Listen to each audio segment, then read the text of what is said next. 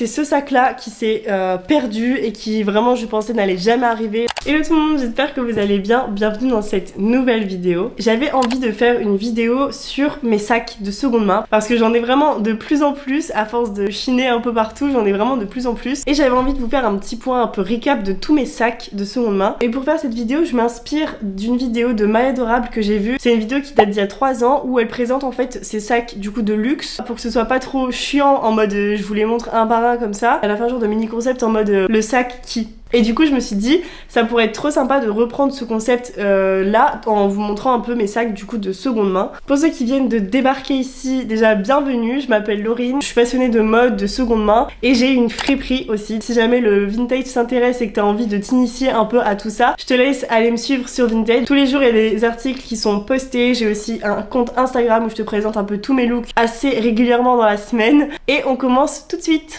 Alors du coup je me suis fait moi-même une petite liste parce que My Adorable elle a demandé à ses abonnés du coup de lui poser des questions par rapport à ses sacs. J'ai repris genre 2 ou 3 questions de sa vidéo à elle. Vu que moi c'est pas spécialement des sacs de luxe, il y en a quelques-uns mais c'est pas spécialement des sacs de luxe en tant que tel. Je pouvais pas reprendre chaque question, enfin ça matchait pas avec mes sacs. Du coup ce que j'ai fait c'est que je me suis posé des propres questions mais pour vous montrer les sacs qui correspondent avec ce que j'ai écrit.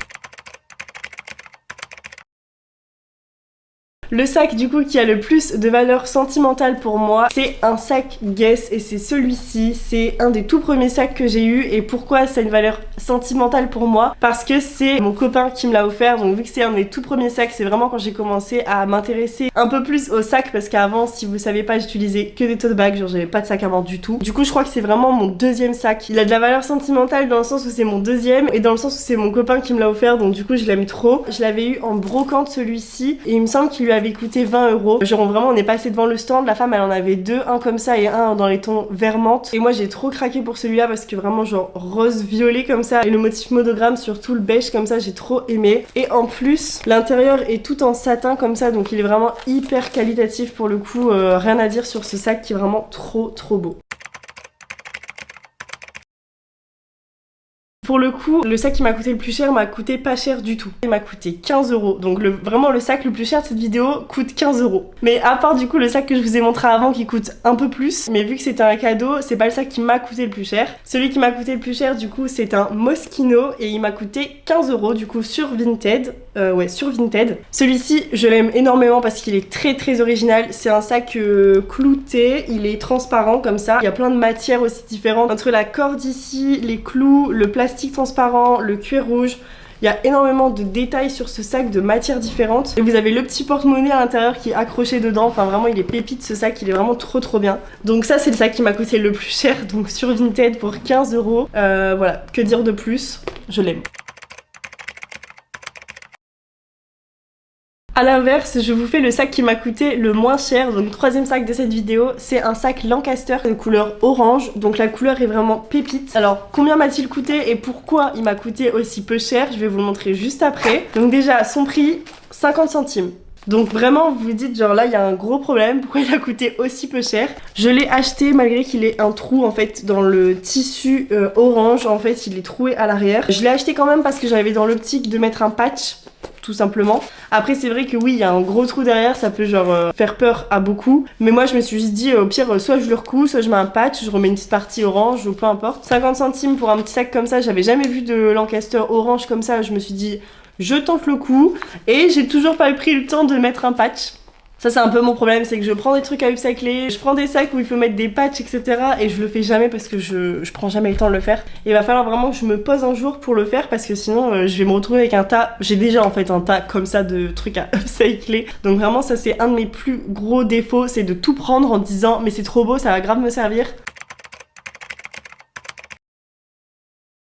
C'est pas vraiment un regret dans le sens où genre je suis dégoûtée d'avoir acheté et que je regrette genre à fond de balle. C'est juste que je le porte, je crois que je l'ai jamais porté. C'est ce sac là. C'est un sac diesel comme ça de couleur rose. Pourquoi je regrette de l'avoir acheté? Tout simplement parce que c'est pas spécialement mon style et je pense que j'aurais pu en sac diesel avoir beaucoup mieux en fait que celui-ci qui est vraiment assez léger. Vous voyez un peu genre comment expliquer ça? Il est pas archi qualitatif et je pense que Diesel ont fait des trucs beaucoup mieux et j'ai déjà eu des sacs Diesel pour ma friperie qui était beaucoup plus qualitatif que ça et beaucoup plus stylé. Je l'avais acheté sur Vinted en plus. C'était pour faire une vidéo où je faisais une tenue de luxe complète pour moins de 100 €. Et en fait, c'était le deuxième choix de sac parce que le premier, je sais plus c'était quoi le problème. Oui, le premier colis s'était perdu. Au final, je l'ai reçu bien après, mais je l'ai quand même reçu. Et du coup, j'avais dû commander celui-ci parce que tout était prêt pour tourner la vidéo, sauf qu'il me manquait le sac. Et du coup, j'avais commandé un peu par dépit celui-ci. Je regrette, mais je regrette pas trop non plus. Je pense que j'aurais pu avoir mieux. Le sac le plus grand que j'ai dans ma collection de sacs de seconde main, c'est celui-ci. C'est un sac Guess monogramme. Il est vraiment trop beau. Je l'aime énormément, il est super pratique. C'est ma mère qui me l'avait trouvé en dépôt-vente à 5 €. Elle m'a envoyé une photo en mode tu l'aimes bien? J'étais en mode bien sûr, il est trop beau. Donc il est comme ça, derrière il est comme ceci, vraiment en parfait état en plus. Donc ça c'est vraiment le genre de sac pépite, surtout que j'avais pas de grand sac et justement j'en voulais un. À l'intérieur il est comme ceci, vous voyez c'est les sacs Guess avec les motifs comme ça et tout. Il est quand même pas mal grand, on peut mettre pas mal de choses dedans par rapport à tous mes petits sacs baguettes que j'ai. Donc c'est celui-ci, c'est le sac que je porte le moins. Pourquoi? Tout simplement parce qu'en fait j'aime beaucoup moi tout ce qui est sac de qualité, sac de marque, etc. Et celui-ci, vraiment genre, c'est pas parce que je le sais, mais c'est parce que je le vois et je le sens quand je le touche. C'est un sac Zara et en fait ce sac il est pas pratique du tout. Je trouve que c'est un schmilblick pas possible à chaque fois. Il est vraiment archi pas pratique. Alors il peut être très sympa porté, genre ça peut être hyper sympa, hyper joli, mais je le trouve tellement pas pratique que vraiment genre j'ai pas envie de le porter à chaque fois, il est trop chiant. Je l'avais eu sur Vinted du coup. Je m'attendais pas à ce que la qualité soit aussi nulle. Je vais peut-être d'ailleurs revendre parce qu'en vrai si je le porte pas ça sert à rien que je le garde. Alors le premier sac que j'ai eu, c'est un sac Lancaster comme ça, beige. Donc ça c'est vraiment le tout premier sac et c'est celui qui m'a donné envie du coup d'acheter plein de sacs. Alors il a un peu vécu parce que je l'ai vraiment porté, archi porté. À l'époque où j'avais que celui-là, pour le coup je prenais celui-là vraiment tous les jours de ma life. Je l'avais un petit peu pimpé, j'avais mis un petit porte-clés ici et tout. C'est un basique mais il est tellement classe et il me semble qu'il m'avait coûté 2 €, mais vraiment c'était il y a vraiment très longtemps. Je vous retrouverai le prix et je vous le mettrai, mais vraiment ce sac là c'est un peu aussi une valeur sentimentale. Genre je sais que je vais jamais vendre ce sac là parce que c'est mon tout premier. Alors pour moi ce serait celui-ci, c'est un petit sac Fendi couleur noir et or et je trouve que bah pour une soirée c'est vraiment le petit sac de soirée genre hyper sympa. Il m'a coûté 10 € en brocante, je sais pas si vous verrez l'intérieur mais il est tout doré comme ça, il est vraiment sublime, vraiment genre petit sac baguette comme ça pour les soirées, donc trop cute. J'en avais peut-être aussi un autre à vous montrer qui serait bien pour les soirées mais je pense que celui-ci ça passerait avec n'importe quelle tenue et ça passe avec tout pour n'importe quelle soirée aussi, donc je pense que ce serait vraiment celui-là, petit sac baguette très classe, très minimaliste et tout.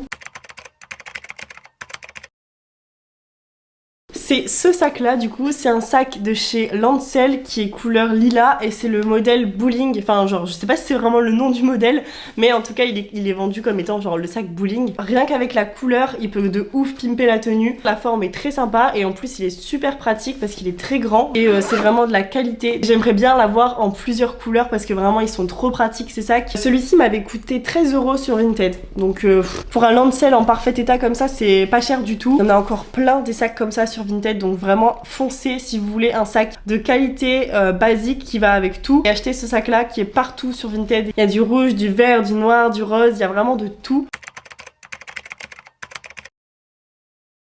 Pour rejoindre un peu mon Lancaster beige, c'est ce petit sac baguette Lancaster noir qui est vraiment hyper classe et hyper passe-partout en fait. C'est un petit sac noir en cuir qui est hyper discret, hyper classe et qui va avec toutes les tenues, que ce soit pour aller faire une journée shopping, aller au restaurant, aller même en soirée. En vrai celui-ci il va avec tout, il n'y aura pas de faute de goût, il y a zéro moyen de se tromper avec ce sac. Et celui-ci m'a coûté 5 € en brocante. Encore une fois c'est une pépite ce genre de trouvaille.